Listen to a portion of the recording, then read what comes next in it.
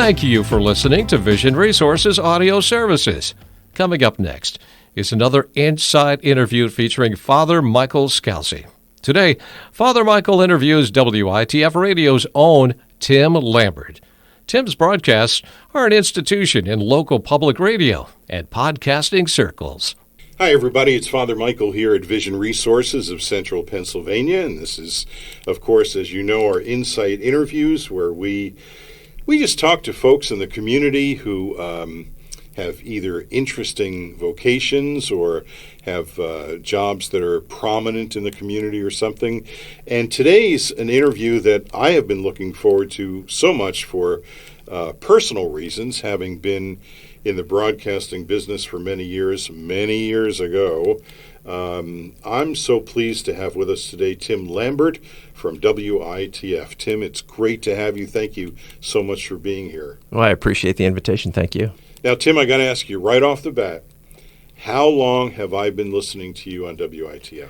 August, I forget the exact date, somewhere in the early 20s of August of 2001 is when I first started. So this will be 23 years. 23 years. Have you always done the morning shift? I have not. I started out as the All Things Considered host and had that for about a year and 8 months.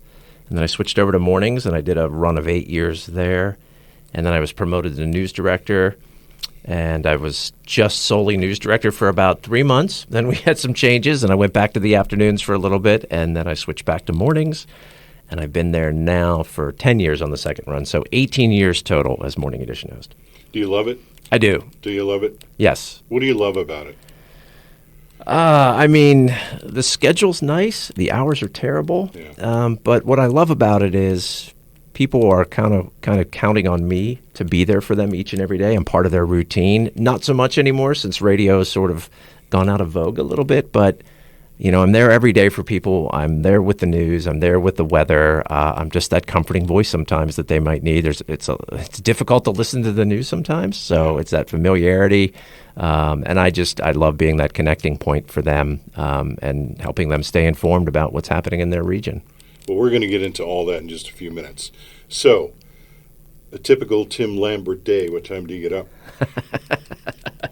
I get up at 3:40. Okay. I have 5 alarms set. Just in case. I've never slept in. Okay. But I get up at 3:40. I walk the dog. I get my stuff ready, and I'm in the office probably by 4:30. 4:30. Yep. What time's your first newscast? 6:04. 6:04. Yep. So you have an hour and a half of prep. Yes, and about a year and a few months ago, I added a podcast to that. So I record a podcast in the morning before my air shift. So that really makes it stressful. Do the events of the day affect your schedule? I mean, like we just had this situation recently with the attempted assassination of former President Trump. Now, that was on a Saturday, and you're not on Saturdays, but if that was during the week, would you have had to alter your schedule to get in early for getting tape together or anything? Yeah, I probably would have, and I probably would have been working a little bit later at night, as helping to edit stories, helping, reporters think of ideas, talk to sources, things like that. So, and I was doing that Saturday, and I was doing that Sunday. And actually went in on a Sunday and recorded a special episode of the Morning Agenda podcast just to put it out there because there was a lot of information that was still coming in sort of late Saturday afternoon, and I just felt like, this is a chance for us to let people know, even when we're not broadcasting from WITF, let people know what's happening. Yeah. So, Tim Lambert, where are you from? I am from Aliquippa, Pennsylvania in Beaver County. Okay. And why radio? What made you decide to do this as a vocation? The old romantic notion of radio, right? I always wanted to be a play-by-play announcer. That was my dream. Like I would always be the guy. I wasn't the football player, but I could tell people what's happening and describe the plays, and I loved doing it. I'd turn the volume down on television and do that for the NFL games and record. Oh, you're one of those I'd guys. record myself, so that was always my dream. I'd end up as a play-by-play guy, whether it was football or hockey or baseball. And I went to college and I worked at IUP, Indiana University of Pennsylvania. I worked at the radio station there for all 4 years I was there. I was the sports director. I did football and basketball games and I just loved it. It was just fantastic. It was everything. Once it's in your blood. Oh yeah, it's in your blood. You're just up there and you're describing, everything to everybody, and you're the voice, right? You're the voice of all these exciting things that are happening. And but this was also right around the time where a lot of small stations were going away in Pennsylvania. Each county sort of had that station that Beaver County or Lebanon County or Adams County, and they just started going away, and those jobs started drying up, and all of a sudden it was like, well, I got to jump right to the college level, or if I want to do baseball, I got to do minor league baseball and be the marketing director at the same time, and the jobs just weren't there. There weren't sports director jobs, and so I ended up taking a job as a country music. My very first job as a country music DJ. Oh, I'm so sorry. I know. I think I'm still traumatized from that. Oh my gosh. So but music wasn't for you. You had the news bug? Yeah, I think so. I think it's sort of like I enjoyed music. I didn't, the country music, I still have an appreciation of that early 90s country, not so much, but, the modern stuff now, some of the Americana. But, I still wanted to be that storyteller. I still wanted to be that person who was going to, kind of describe to people what was happening and things like that. So I ended up going to Gettysburg and working at the radio station, which is now defunct, but I was at the radio station there for about 7 years, and that's where I really sort of like honed my skills as a journalist and learned how to be a journalist, and also did some work at the Gettysburg Times. So, at a time when there wasn't anything known as a multimedia journalist, I was doing both those jobs. So I had an early sort of beginning as to where the industry was going in the future. Yeah. I did news for a while, and not to the level that you're at, but I always found it very exciting because it's an aspect of broadcasting that obviously is changing. And even back then when I did it, which was a long time ago, it still was changing rapidly. Today, it's changing so rapidly that I need to ask you, how do you keep up with things? I mean, seriously, how I know. Do you? That's why I'm laughing, because I'd cry. It's really difficult, to be honest. When I first got into radio in Gettysburg, that was really accountability journalism at its finest point, because I'd go to a school board meeting and I'd report on what was happening there, and then I'd walk down the street and I'd run into the school board president and, hey, I didn't like how you portrayed this, or we'd have a conversation about it. We'd shake hands, and that would be it. There was no rancor. I was doing my job. He was doing his job. And then those stations started going away, and communities were losing local news. And now, at WITF, we don't really do a lot of the breaking news, fires and shootings and car accidents and things like that, but we try to look at issues and trends and how is this impacting Central Pennsylvania as a whole. So it's a little different than what I started as, but trying to keep up with what's happening, it's harder and harder because there are fewer and fewer resources at local news organizations in these different communities. Gettysburg, for example, is when I was there, there'd be reporters all over the place from all these different news organizations, and now there might be one or two paying attention to what's happening there. Mm-hmm. So, you're not getting sort of that heads up from, the Gettysburg Times is reporting this, the Daily Item's reporting that. It's harder to stay in touch with what is happening in communities across Central Pennsylvania. When I did news, it was drilled into me to be right down the middle, not leaning in any one particular direction. You know as well as I do that nowadays the media has taken sides, if you will. Maybe, in some cases, in some cases, right. How do you, and I've listened to you for all these years, how do you maintain that middle-of-the-road professionalism and not give the impression in any way that you've got a dog in the hunt? I think that's just you go where the facts take you. The story is fact-based. It's based on context. It's based on historical precedent. So I think that is sort of the guiding light for me is where do the facts go? Because sometimes you're going to say something that one side's going to be mad about. Other days, the other side's going to be mad about what you say. And if I can sit there and point to these are the facts. This is what this person said in the past. This is their action. This is what some of the actions they've taken in the past. And now we're at this point. This is why we're reporting what we report. So, it's always funny because people want to know, oh, are you left or right? I don't really care. I don't care. I don't care which side it is. Are they being truthful? Are they being fair to the taxpayers, the people paying their salaries, and going from there? Yeah. If you're just joining us, you're listening to InSight here on Vision Resources of Central Pennsylvania. I'm Father Michael. The other voice you hear is probably one you're very familiar with for all these years. It's Tim Lambert from WITF, and it's a great pleasure to have Tim with us. Tim, NPR has a reputation, deserved or not deserved, of leaning in a particular direction. And I know everything that you just said.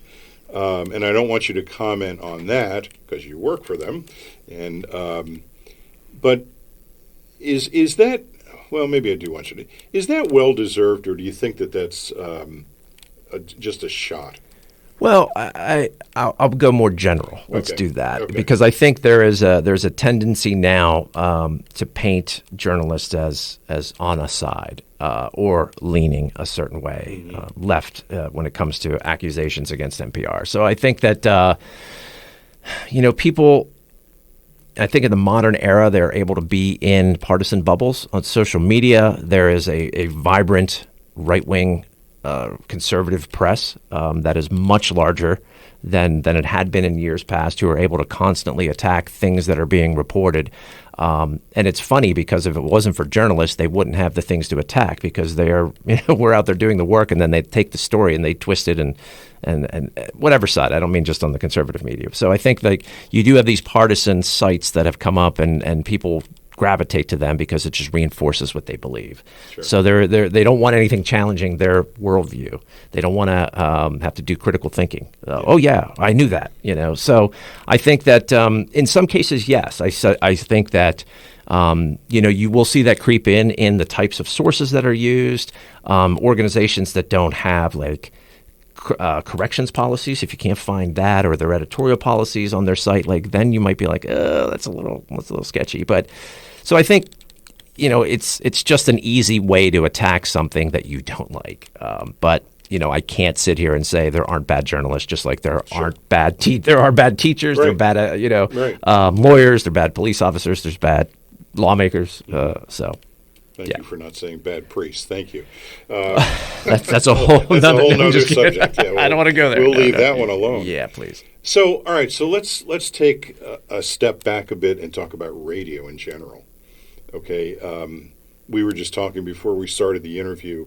When I got into radio, which was back in the early 1970s, it was a medium that people who got into the business were so excited about radio.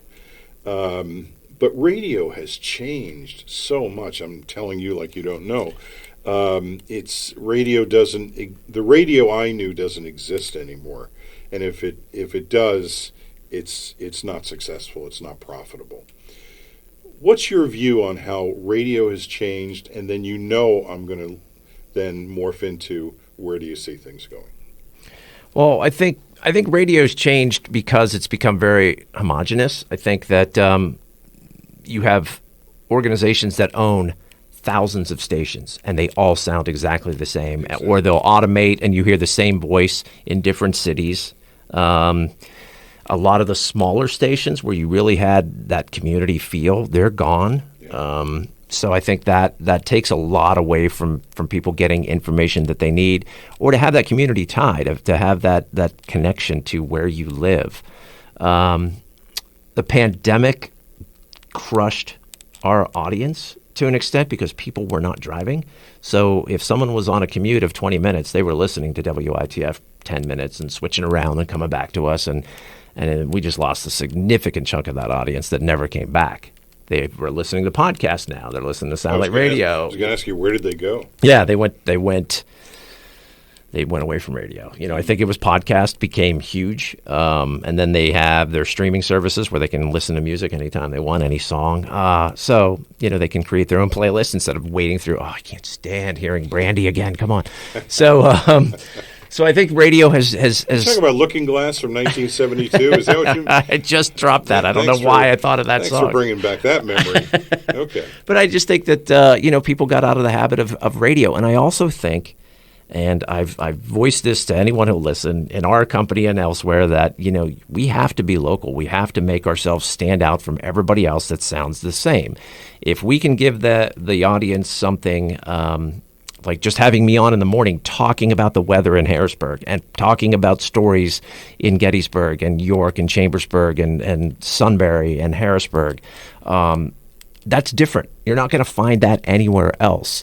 So I think the more local you can be, which is going to take a significant investment from whoever has a radio station, that is maybe a way to try to get audience back and build audience back up. But I mean, that's no panacea. Yeah. What about demographic shifts? Have you noticed a change in listenership in terms of age? That's a good question. I mean, NPR is always skewed, public radio is always skewed older. A lot of retirees are in our audience, so I always have to be careful when I'm like, it's the middle of the work week. Most of that, half the audience maybe isn't working. They're retired. So, sure. I think trying to appeal to younger listeners has caused us to look into other ways of getting our audio out there through podcasts, through like very short videos, through our news stories, just put on a video and put on YouTube if it's a minute long, just to try to reach people where they are instead of just expecting them to be like, Tim's doing the news at 8:04. I have to tune in. Oh, I missed it. I guess I don't know the news. Now you just go to a podcast and you can hear it. So, we're just trying to find ways to reach the audiences, whatever age they are, where they are, but the younger the better, because you want to get them to understand the brand, get them to understand that we are someone they can trust, and to get that brand loyalty, right? Yeah. So yeah, you're reminding me of something that's really going to show my age. I remember when the newspaper USA Today first came out.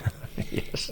You might know what I'm going to say, but USA Today, I think within a year, maybe 2 years around that, shot to number one in the publishing world.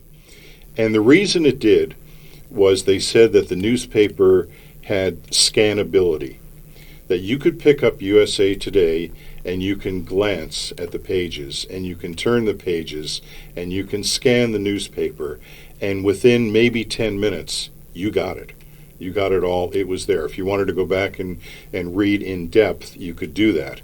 But USA Today beat out the New York Times and other newspapers like that because of the fact that it was just quick.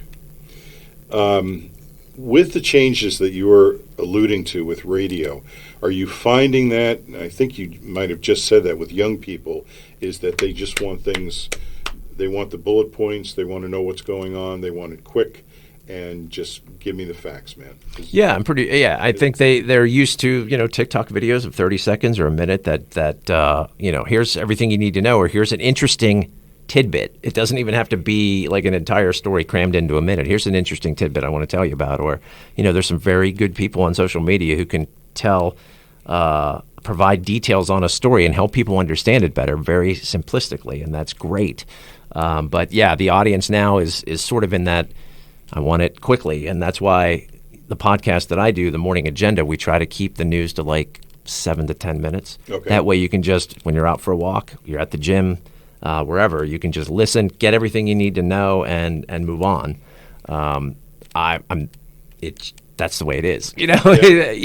When I actually get out in the field and report a story, I hear a lot from people that, man, you tell long stories. Like I do a 7-minute story because I love to be able to sure, bring the audio in, help people feel like I have that sense of place. They can close their eyes. They feel like what I'm describing, what they're hearing is they're there wherever I happen to be. Mm-hmm. So I don't think that is gone as an art form. I think journalists who do it and do it well. You see that with with This American Life podcast and The Daily. Sometimes they can tell really compelling audio stories. So it's great to see that still important to people. It's just a different way of delivering that to them. Tim, when it comes to the product, what's the most frustrating thing for you? The product, meaning? Like what you put out over the air, knowing that things have changed so dramatically through the years. Is there anything that do you wish you had more time to be able to do stories?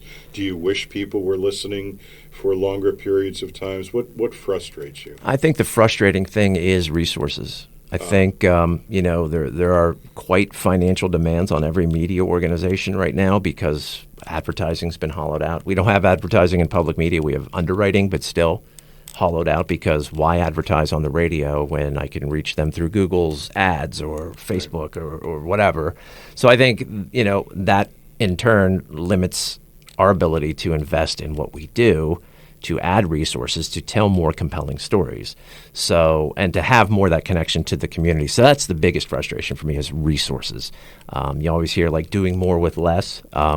It's been like that since probably the pandemic. Yeah. So that to me is, the more resources we have, the more time we have to tell compelling stories instead of just scratching the surface on some of this stuff. That's very important. I mean, we're in very historic times right now. Tim Lambert from WITF is our guest today on InSight Interviews. I'm Father Michael Scalzi. Tim, I wouldn't be able to let you leave the studio without referencing Flight 93 and your connection, your family's connection to that. If I understand correctly, your family owned the ground that the plane went down into. Are you comfortable talking about Sure. that? Yeah. Yeah. We were one of 6 landowners that were part of what was considered the main crash site. We didn't have the property right where the plane met the earth, but if you watch the video, now we're talking about September 11th, 2001, so this is a long time ago, but if you watch the videos of that smoking crater, the only video really you had of Flight 93, the tree line behind that crater was where our property line started. Okay. So when the plane hit in the first class section, and the cockpit broke off and blew into the tree line there and created this kind of quick fire, just torched a bunch of trees and debris went everywhere. That was the start of our property line. What was that like for you and your family? I've read so much about it and watched some of your videos on YouTube, but emotionally, what was that like? It was it was draining. It was draining, and it was also something where I love history. I'm a big history buff, and I knew we were part of something historic. I lived in Gettysburg, as I mentioned earlier in this chat. So I knew when I was on the battlefield and I saw the Trossel barn, the Trossels owned that farm when a battle just broke out for 3 days, and when the armies left, there were dead soldiers and horses and wounded, and so that name is forever emblazoned in history. So I knew this was a historic moment, and how we proceeded would be remembered, right? How we were going to make sure that land was protected for generations to learn the story of what the passengers and crew did. But it wasn't easy. I mean, it wasn't, talking to family members who I love and adore and respect so much, but hearing their stories and walking the ground with them, knowing this was the place where their loved ones died, was never easy. And having conversations about that, and them having questions as to why the land wasn't protected yet for so many years, was always a difficult process. And then you have dealing with the government and what they wanted to do with the land, and it just was a very trying 9-10 years probably. Really? Yeah. Wow. And then as a journalist, you're on top of a story that nobody else has, because I had access to people and places that no journalist would have. So I had to find a balance on how I wanted to tell the story of Flight 93 and let the people know. You all know what happened in Washington and New York. Those stories were everywhere. But Right. This little patch of grass in the middle of Nowheresville, Pennsylvania, what's happening there? Yeah. So, were you on the air that day? I was part-time, and I think that was maybe my second week at WITF, and I ran into work right away knowing what happened, and I remember I remember hearing on the radio that the plane went down in Shanksville, Pennsylvania, and I'm like, what are the odds of that? Yeah, yeah, right. And then later in the day, I remember a national reporter standing at the corner of the Lambertsville-Shanksville Road and reporting from there, and I was like, wait a minute.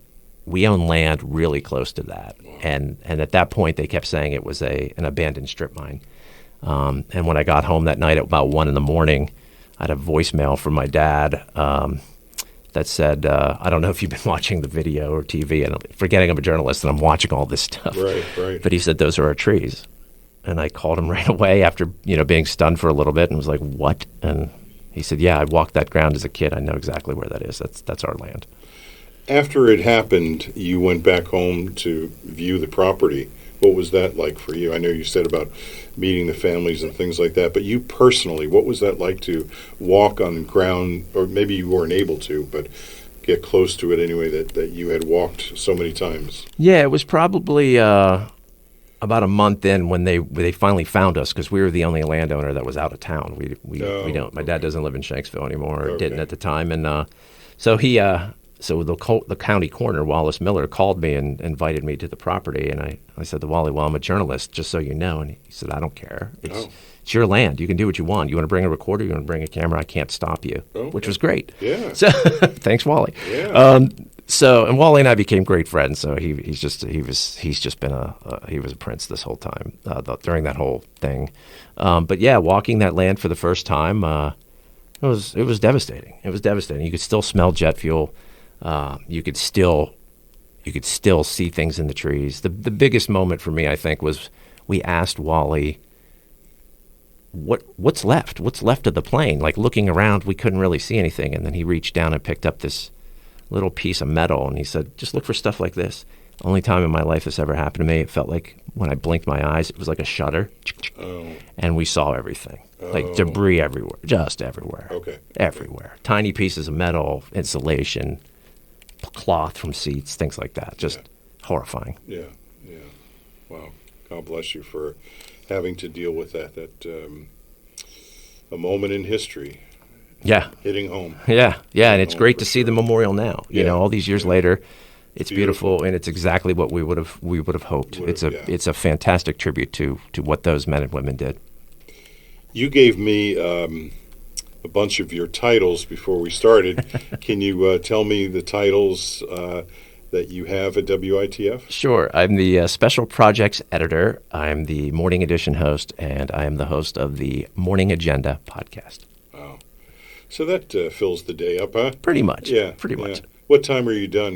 I know you said you get there at 4:30. What time are you done? I'm done around 1:30. Oh, yeah. But, not really ever. Yeah. If a reporter has a question or wants an edit or an editor needs some backup help on stuff, then I jump in. So, nice. Yeah. Tim great. Lambert has a family? Yes, I do have a wife and a dog. Oh, a dog happy. Amy, my wife, and my dog happy. Oh, that's neat. And you say you live in Gettysburg? I live in outside New Cumberland now. Oh, in New Cumberland. Yep. Okay, good, Yep. good. Well, I can't thank you enough for this time.